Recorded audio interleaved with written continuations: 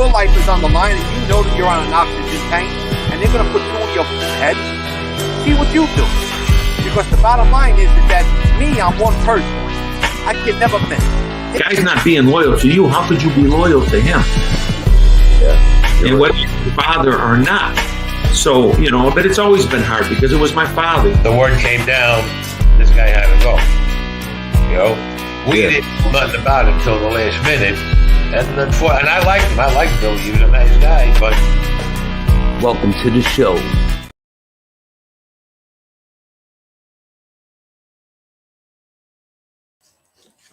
Welcome to this episode of Chattin with Staxx. I'm your host, Bill Staxx, and today we're going to talk about the Valachi Papers. And I got a video for you guys. So before we get started, make sure you guys hit the like, subscribe, and notification bell so you can get my videos every time they drop. Happy Thanksgiving, everybody. I hope you had a great holiday. Maureen, how are you? Vicky, what's up? So I made a video based on the Valachi Papers, and I hope you guys like it. I made one about Mikey Scar's testimony too, but that one's going to come down the road. The Mikey Scars one is insane. So it's all his testimony when he testified against Valachi is the king of rats. So Scars testified against John Gotti Jr. and a whole bunch of other people. And I have all the testimony. And I put a video together. That one's going to come down the line. I'm going to release the Valachi Papers first. RB Docs, what's up? Christopher, what's going on? I hope you guys all had a great Thanksgiving and a good holiday. Got Christmas coming up now. Time's flying by. Things are absolutely great. I cannot complain. I am truly blessed. I want you guys to put in the chat, what are you thankful for this year? Rogue, what's up? What are you guys thankful for this year? I'm thankful to be sober. I'm thankful to be able to do this. Damn it, Mandy, what's going on?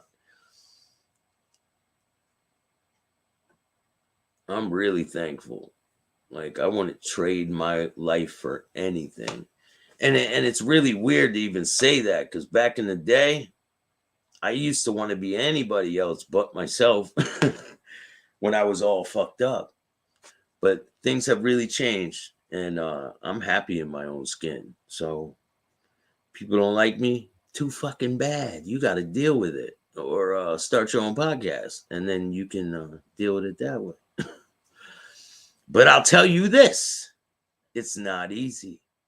It hasn't been easy, but I just hit another milestone. If you guys don't know, Joey Pope, what's up, man? How are you? Happy Thanksgiving. So I just hit another milestone.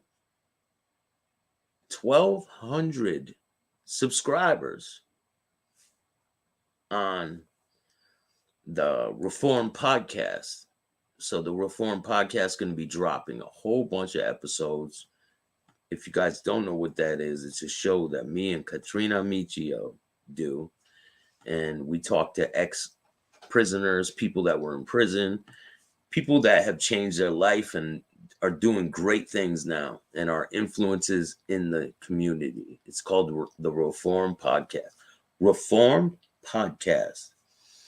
And we got selected, if you could say, to cover the mob, to cover Silent Partners film at the film festival. So it's going to be awesome.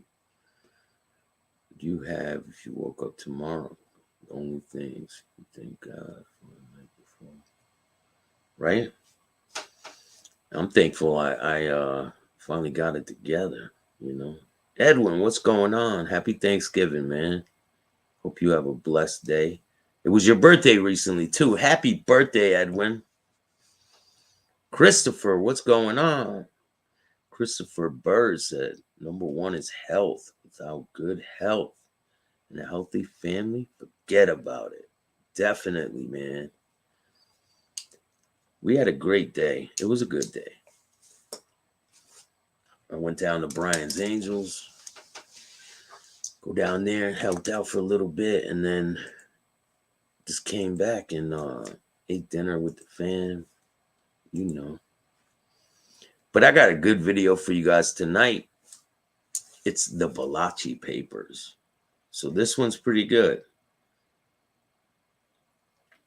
Where did you do time? I did mine in Huntsville, Beaumont, Texas.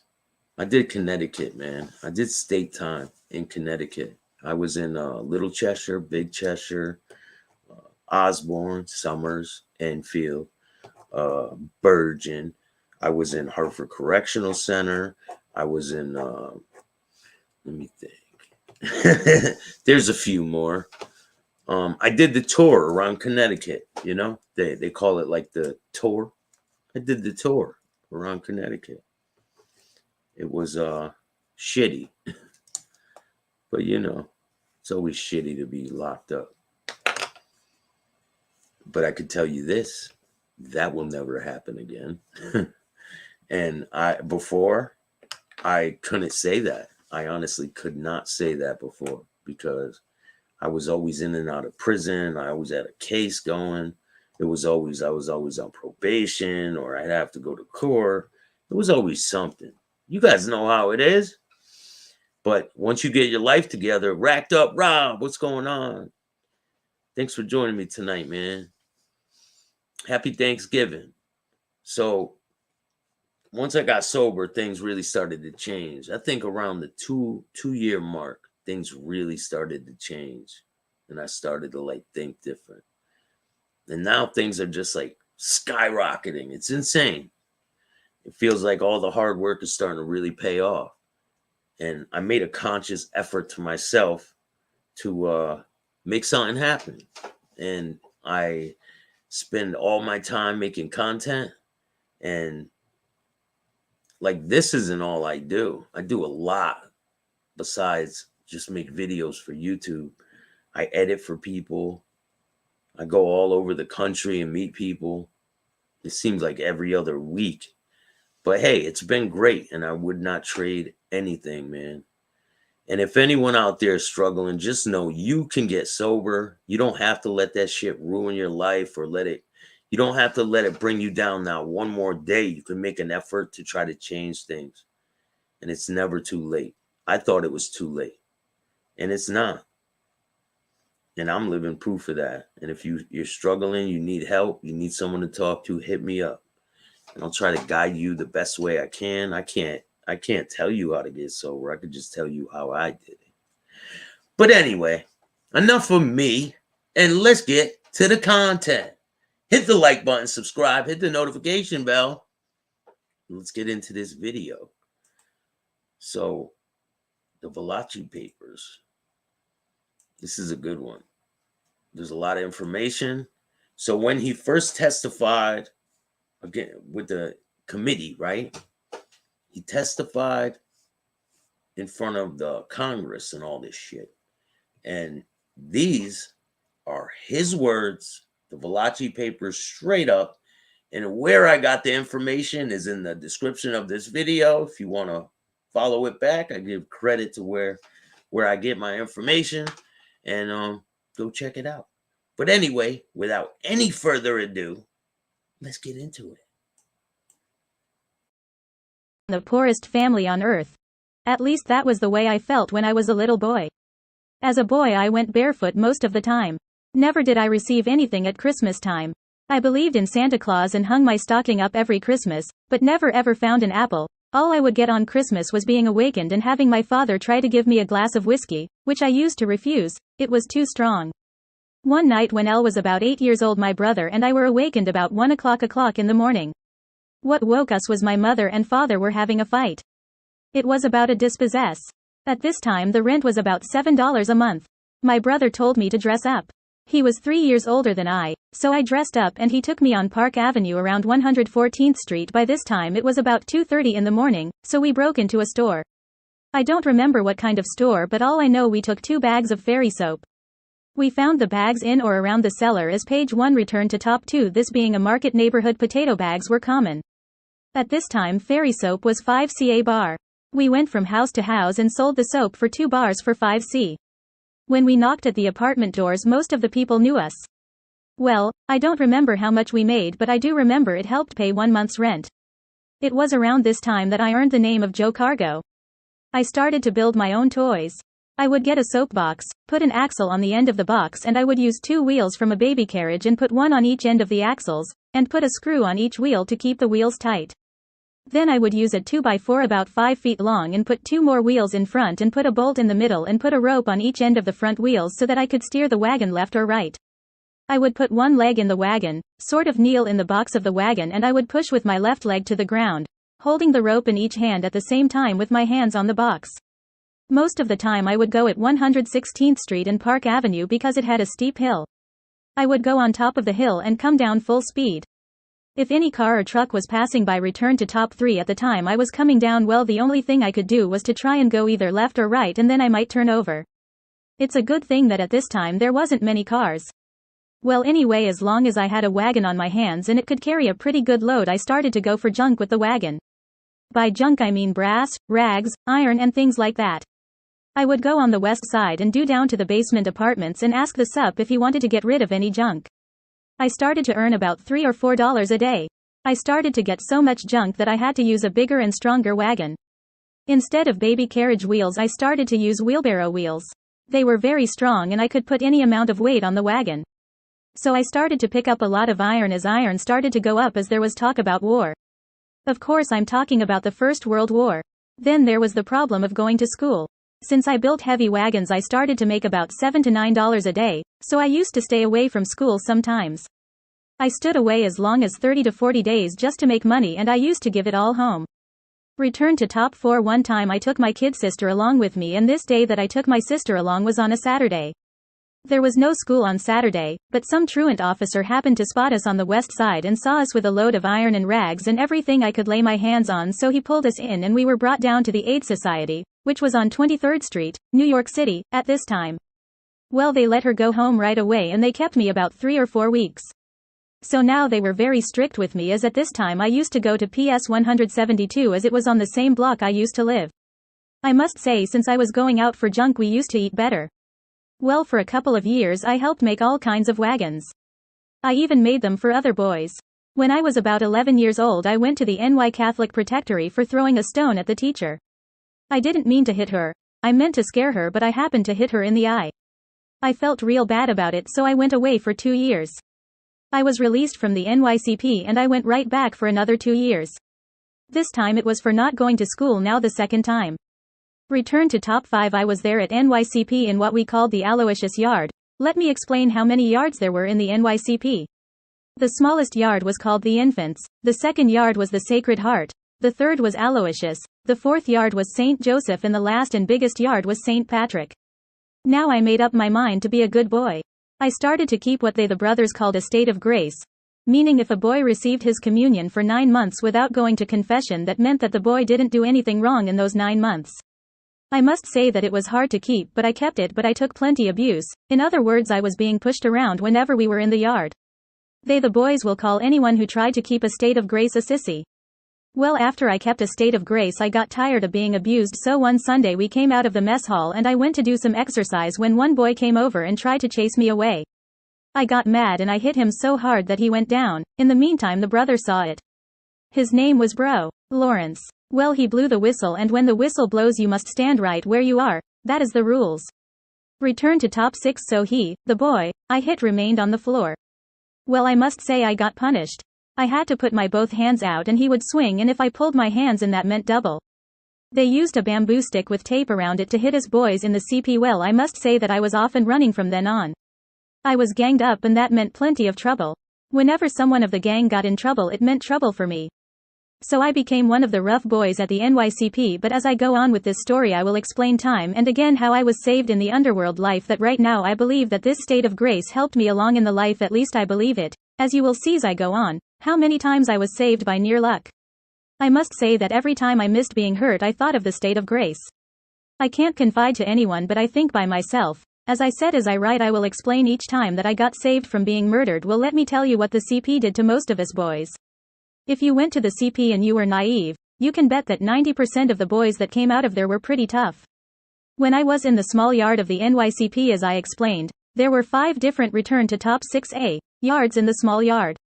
I don't remember where I worked, as I do remember what sports I used to play. I used to play handball, but we played a different style in the Catholic Protectory. We only played 6 points, and sometimes the game lasted 1.5 hours. There would be a line on the handball court, say about 5 feet off the ground by the handball court, I mean the wall.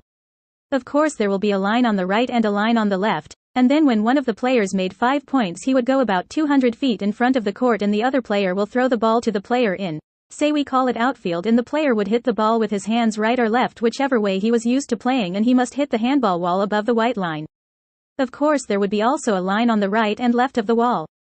The balls we played with were very lively, and not too many times did the player send the ball right to the wall. That's why I say that sometimes the game lasted about 1.5 hours. Then in the summer I used to play baseball. I started out as a catcher, but I was a very poor hitter, because I used to try and kill the ball. The brother would always give me hell for swinging so hard. He used to return to top 6B, tell me don't try and kill the ball. But to tell the truth, I didn't understand him. I guess I was too young. There used to be 6 classes, and each class had a ball team, and there was another team that used to play against the other yards, like say, St. Joseph will play against St. Patrick, and so on. In the small yard I wasn't on the main team, but when I went to the St. Joseph yard I made the main team. In the St. Joseph yard there was 2 main teams, one was called the Stars and the other called the Pearls. I was on the Pearls. I was the star catcher, but although I improved a little I still didn't hit too good. We used to play between ourselves, by that I mean the Pearls and the Stars will play all summer, and at the end of the summer the winner will win tubs of ice cream. And it will be up to the winning team whether we get any or not, but they used to give the losing team some. Then in the winter time I used to play on the basketball team. In other words, I played all kind of sports. Believe me, that was the wisest thing to do, because the weather used to be real cold in those days, especially at that time there wasn't any houses around those grounds. The toilets used to be in the yard under a shed and wide open, only a sliding door for our privacy, and besides the seats would be all frozen. So I used to wait until we went to the dormitory. By the time we got back to the dormitory it would be forgotten. Later on in years I felt the effects of this doing in my older days. In fact, until right now I still feel the effects of those younger days. In other words, I've gotten to be constipated ever since. Now we used to receive visits once a month, and we were allowed to receive a package of fruit candy and things like that. Then my people would leave $1 or $2, and that would go on our credit in the candy store that the brothers had in the yard. In fact, there was one candy store in every yard, and that would be opened once or twice a day. When we played handball we used to play for candy. There was some boys that used to smoke, but I never did. They would use part of the round shoelacing that they used to give us. I didn't learn very much in the Catholic Protectory, as to tell the truth all they taught us was the catechism. It was always pray and pray all the time. I don't mean to say that it wasn't right, but I figure they should have taught us something about life. To be truthful, all I knew about life was religion. Return to top 6D. Then when I got into the outside world I was very naive. Those kids in the Protectory were very evil-minded. Believe me, when we took a shower, God forbid if some of our body was exposed. You wouldn't hear the end of it. We used to put tights on before we went under the shower. I don't mean that the brothers were evil, it was the boys. The only movies we ever saw were still pictures, and believe me, we thought they were great. If we did anything wrong we would be put on penance, and that all there was penance and penance all the time. It wasn't hard to get into trouble, it was the easiest thing to do. Most of the time you yourself didn't know why you were put on penance. Now as far as the brothers were concerned, some were good and some were real bad. Take Brother Albel. Well, he was in charge of the tailor shop, and he would give you a certain amount of buttonholes to make, and I would do all my best so that he won't have anything to say, but no matter what I did it was no good. He would say, show me the buttonholes you made. Well, when he saw them he would hit you on top of your head with the tape stick, and believe me, it hurt awful. So what returned to top 6E happened. Brother Albel dies, so they put his body in display in the chapel. All the kids from the 5 yards had to view it. When it was my turn I almost fainted when I saw all the spit on Brother Albel's chest. So I spit at him too. What happened after the funeral? We all went on penance the whole 5 yards for about 2 weeks. Here is some of the penance. When we went in the yard we will stand in line with our hands on our heads, and when we went to the dormitory we had to stand in front of our beds the same way until 10 o'clock at night. That would be about 2 hours, and then when we went to the movies we had to do the same thing.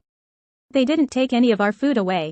Well, the kids felt that no matter what the price was to spit at Brother Albel, it was worth it. So you can imagine how bad he must have been. He was close to 80 when he died. But I must say one thing, no matter how bad it was, I did become very religious. I will explain what I mean later on. Now we had the best band of all. Let's say, St. Joseph School, St. John School and so on. Well, it amounted to about 100 bands. Once a year they would take about 100 boys and the band down to see the circus at Madison Square Garden, and they would hold a contest of all the bands. This year, to my surprise, I was one of the boys that went. We had on a uniform and they were very pretty. It was wonderful. We went down by subway. I don't remember which one, but it was a subway. We had the time of our lives. No one ran away. I guess I'll finish now talking about the Catholic Protectory. Only say that Catholic Protectory won. God forbid if they didn't win, it would have meant more penance. I don't remember what year it was, but I went and visited up there and the brother brought me all over the place, and that is all. I could say more, but at best I don't. Let me explain the neighborhood of East Harlem as a kid before and after I came home from the New York Catholic Protectory, especially the first time I came home. First I'll explain how we stood on the corner at First Avenue and waited for a wagon or a truck that the rear doors were not locked from top to bottom, for instance a grocery truck or wagon. We would jump on the rear of the truck or wagon and lift anything we can grab. Say like a tub of butter or a small box of cheese or anything. Now the big guys of the block would buy it from us. When I say us, I mean as kids. They would tell us if we did not sell to them, we could not steal along the avenue. We didn't care so long as we made some money so we can have a few dollars in our pocket. One of the older fellows would fit in my story later on. His name was Crazy Chuck. He was the most feared guy in the block. Of course I'm talking about 108th Street between 1st and 2nd Avenue, the same block as I talked about in the early part of this story, the murder stable. One time some kid and I stole some suits from a second-hand store and we put the suits in the hallway of one of the apartments in 108th Street. As we were coming down the block with another load, we caught one of the older fellows stealing our second-hand suits. Well, this was too much. I picked up a brick and I told him, put those suits down or I'll hit you on the head. He said he took them as he did not know who they belonged to, so I said they belonged to us. See, we got more. So he said that he would buy them from us. I said okay, that's different. Now when we had a few dollars, especially if it was in the summer, we will go to 96th Street and 1st Avenue where there was a boat there that had a swimming pool. We didn't go there too often because that neighborhood was rough. Sometimes they will grab us being we came from a different neighborhood. They will search us and take everything we had in our pockets. This caused a fight as we will get the rest of the boys and we will go back and we would have stones, bats or iron bars and whatever we can get our hands on. Sometimes we caught them and sometimes we didn't. It got to be that way with all the blocks, and we started to fight different blocks, and when we were alone we had to get from one block to another. We will go through the cellars and come out on the next block and then cross the street, and so the same thing. For instance, if I wanted to go from 108th Street to 106th Street, that was what I had to do. We weren't safe anymore no matter where we were, even when we will be in the pool room or in the cafe. We always had someone watching out for us. Now when the First World War was on, we started to have block parties. We used to go around and make a collection and we will get a neighborhood band and we will have real good fun. In those days block parties were common. We will have nothing but clean fun. Sometimes I did go out with some of the girls on 108th Street, but all we would do was go to Central Park if it was in the summer. We will rent a rowboat, or if it was in the winter we will go to a movie. But I did not go with any girls steady. And I can say only that it happened once or twice that I went anywhere with neighborhood girls. Before I stop writing about when I was a boy, I want to say that I learned all the card games there was, as I did waste a lot of time in these cafes. Most of the time that I spent in these cafes will be between the hour of 9 to 12 at night. I forgot a few things as a kid, so I'll go back when I was going to school. Things were so bad at home. We were 6, 3 boys and 3 girls. I never got along with the older one and neither did I get along with the young one. My sisters, I got along only with one. She and the young boy are dead today. I'll talk about them one at a time. First I want to talk about when I used to steal iron. I would get in one of those and rags and things of the like just to eat. Places like where they cut stones or burns coal yard or places like that, and I will take whatever iron or brass I could find and I would go to the junk shop and make 50 cents or $1 so that I might have some money to eat. One time at night I and 2 more fellows were hungry. We saw sausages hanging in the window of a store of the kind which sells meat and groceries, and we had a bakery around the block that used to make bread all night, so we decided to break the window and get some sausage, and we would go down to the bakery and we will cook it. But when I broke the window I stuck my hand in and opened the door. So the other fellow got a bushel and started to put groceries, sausage, nuts, and all kinds of things into the bushel. Then he finds a 5-gallon jug of wine, so he starts to drink. I didn't care for wine, so I didn't drink any. The first thing you know, he got drunk. He lived down by the East River, so we had to cross First Avenue to get to his house. He was married, so we were going up his house to have a feast, so I told him to let me go first, and when I cross First Avenue, I will wave him to come or not. So as I reached the corner, a cop was coming down the avenue, so I crossed, and when I got into the block and the cop couldn't see me, I warned him back, but he was so drunk from the wine that he paid no attention to me. As it was about 3:30 or 4 o'clock in the morning. I heard every word. The cop asked him what was he carrying, and he answered, "Mind your own business," then dropped the bushel and started to run. The cop shot him in the leg and he got arrested for burglary. I didn't come around the block for a couple of days as I was ashamed, as the people in the block were talking about these great boys that go out and rob sausages. So they started to call this guy the sausage thief, but they didn't know who the other 2 guys were that was with this guy. I made believe I didn't know anything. So you see what could happen to cheap crooks. That was the talk. They put $25 bail on this fellow, and he was lucky he got a suspended sentence. I got to realize that the cheaper you steal, the quicker you can get into trouble, so that was a lesson that I never forgot.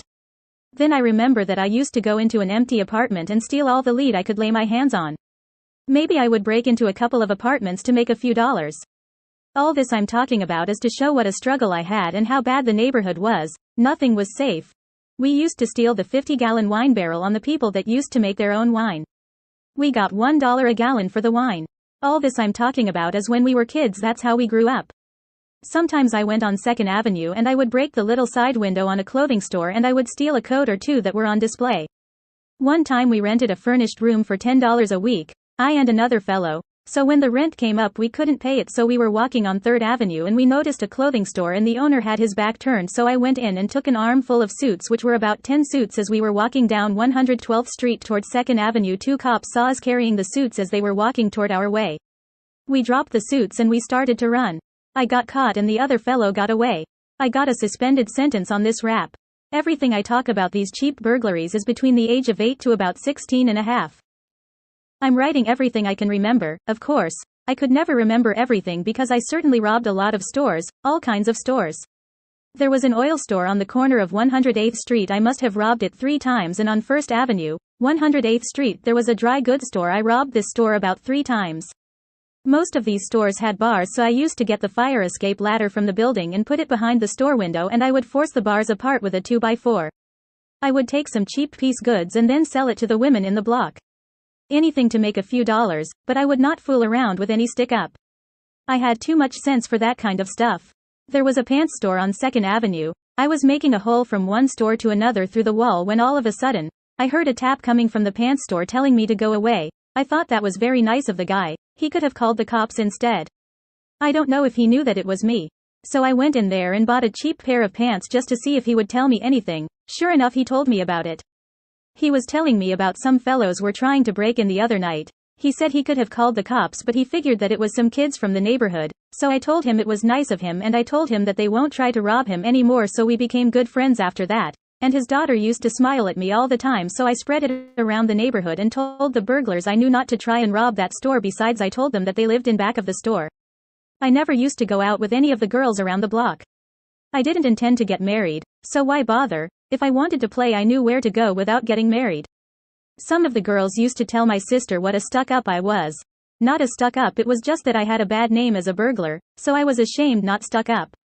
And my sister used to tell me that I was crazy. This was the sister that I loved. Her and I were always good pals. In fact, she is the one who got arrested with me when we were kids on the West Side, as I told in the early part of my story. Of course, they knew about me because I was already arrested and my name was in the papers even though I wasn't 18 yet. Around 1918, when I just got out of school, I and 3 others joined the army. We had gotten our uniforms and we were dressing up when it came the truant officer, and he recognized us and they kicked us out as he told them we had just gotten out of school. We had joined to go to Fort San Houston.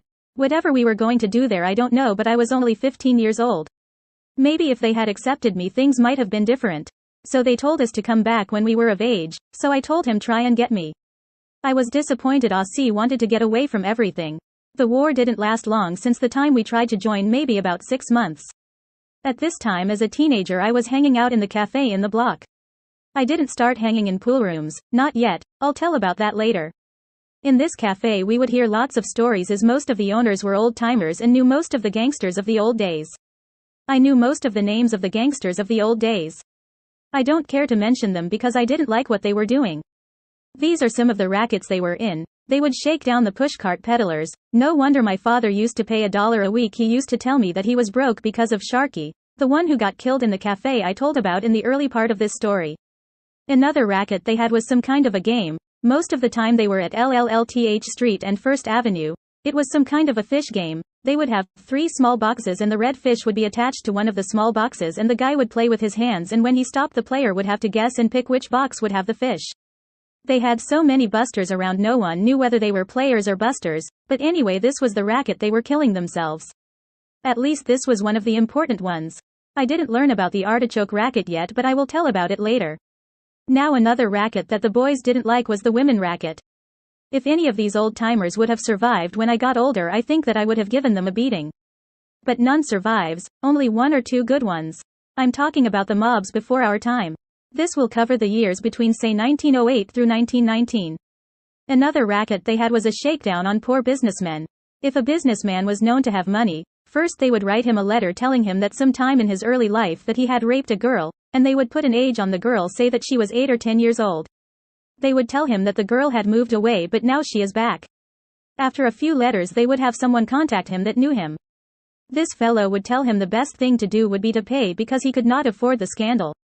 Even if he couldn't remember, the guy would pay as he would worry about the family finding out. Just the rap alone was disgraceful, so 9 out of 10 will pay and then move away. I'll talk about how I found out about this racket later on, as I myself helped one of this kind of deal. After I became a member of Cosa Nostra.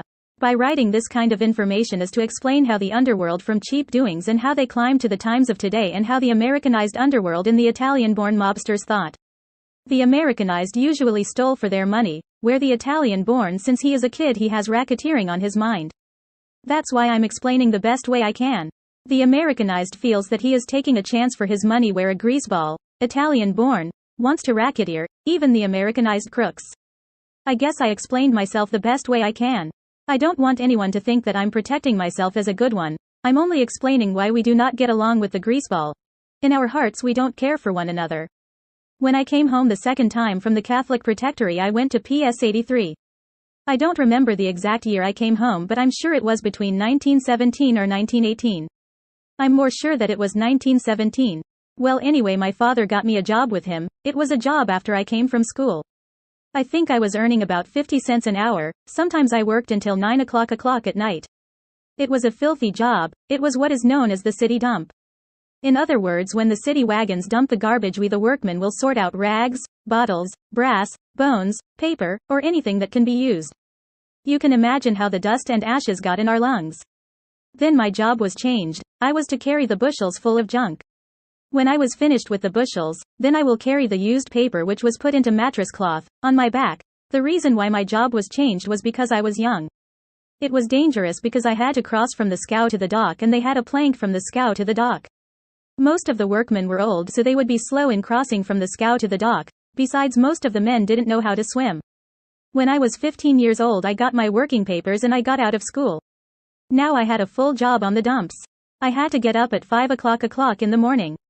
I lasted about 1 year. I was returned to top 8 disgusted because I could never be anything for myself, as my father used to take the pay.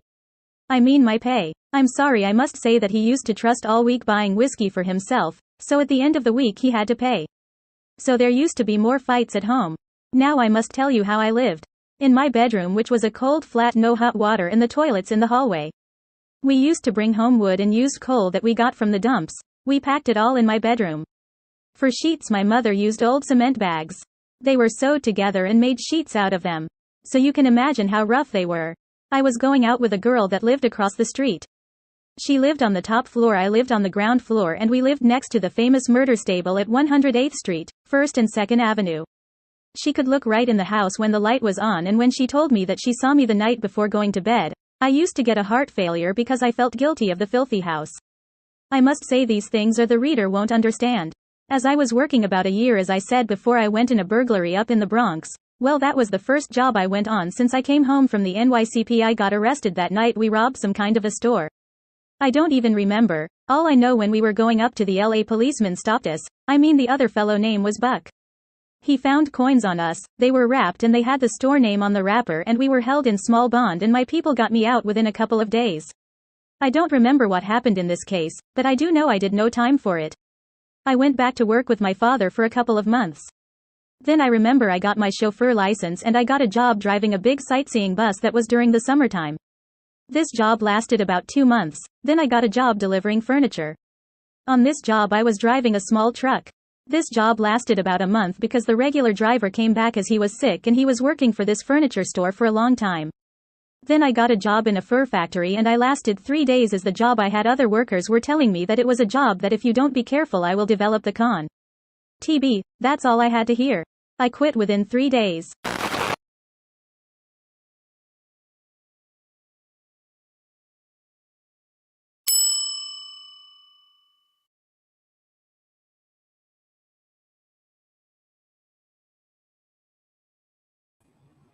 So the Valachi Papers. That's part 1 of the Valachi Papers.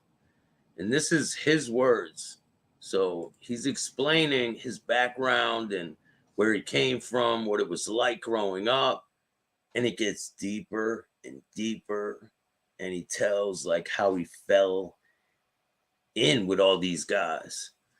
Vito Genovese, all of the top level guys. Yeah, it's insane. Wait till you hear Mikey Scar's testimony. He's crazy too. Like, so I got some really good videos coming up. This coming week, I got some crazy news that I found out. And you guys are not going to believe it. I can't believe it. I'm like, holy shit. But I'm going to save that for you guys for next time. And I got a lot of videos that are going to be dropping, a lot of interviews, and you guys will see I'll be dropping content every single day. And if you're not subscribed to the membership, join the membership and you'll get the videos first. I always put them on membership side and then they go live. So if you guys want to see the interviews before everyone else, just join the membership. If you can't join the membership, you'll see the videos eventually. But if you want to donate to the channel, you can hit up the Cash App, Bill Staxx 2021. Every single dollar is really appreciated. And I put the money right back into the show, and I try to help the community. Or you can hit up Venmo, PayPal, Cash App, Super Stickers, Super Chats, all that good stuff. And I appreciate you guys taking the time. I hope you guys have a great holiday. And I'll see you guys tomorrow morning at 11 o'clock. Don't be late. It's going to be good. And remember, if you don't like this podcast, start your own. And don't be a bitch.